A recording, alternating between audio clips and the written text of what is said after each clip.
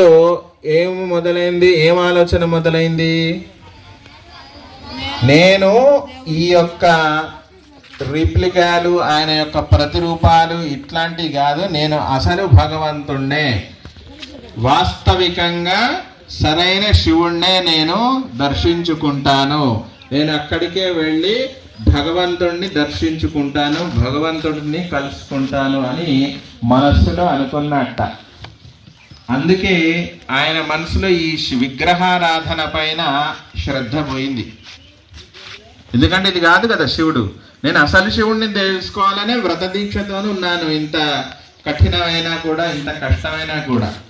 ఇక్కడ మనము ఆలోచించుకోవాల్సింది, మనం అందరం మనలాంటి పిల్లవాడే కదా మూలశంకరుడు, కానీ అతని సంకల్పం ఎట్లా ఉంది? భగవత్ సాక్షాత్కారం పొందాలని అతని మనసులో ఒక దృఢ నిశ్చయం కలిగింది. మనలో ఎవరికైనా నిజమైన భగవంతుడిని కలగాలని గుడికి కొన్ని వందల సార్లు మీరు పోయి ఉంటారు, కానీ భగవత్ సాక్షాత్కారం పొందాలి అని ఎవరి మనసులైనా ఇంత నన్ను వచ్చిందా? క్వశ్చన్ ఒకసారి నిజంగా వచ్చిందా మీ మనసులో? నిజంగా వచ్చిందా? ఏమొచ్చింది కార్తీక చెప్పినానా? మనం గుడికి అయితే గుడిలో ఉన్నది భగవంతుడా? మరి నీకు నిజంగా అనిపించిందా నిజంగా భగవంతుడిని చూడాలి అనే కోరిక ఒకసారి అన్న థాట్ వచ్చిందా? వెరీ గుడ్, కూర్చోనన్న. నీకు అనిపించిందా తల్లి?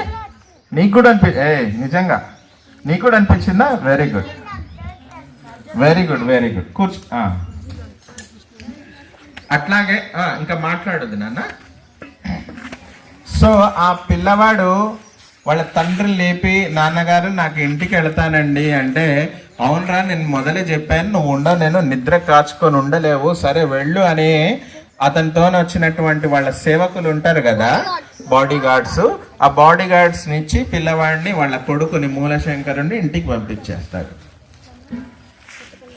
ఇంటికి వెళ్ళగా ఏమీ తినకుండా ఉండలేవు, బ్రాహ్మణ పరివారం కదా, మంచి ఫుడీస్ ఉంటారు.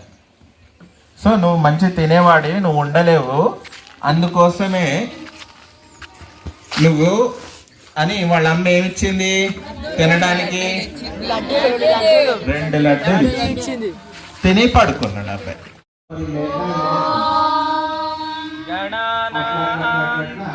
గణపతిగం హవామహే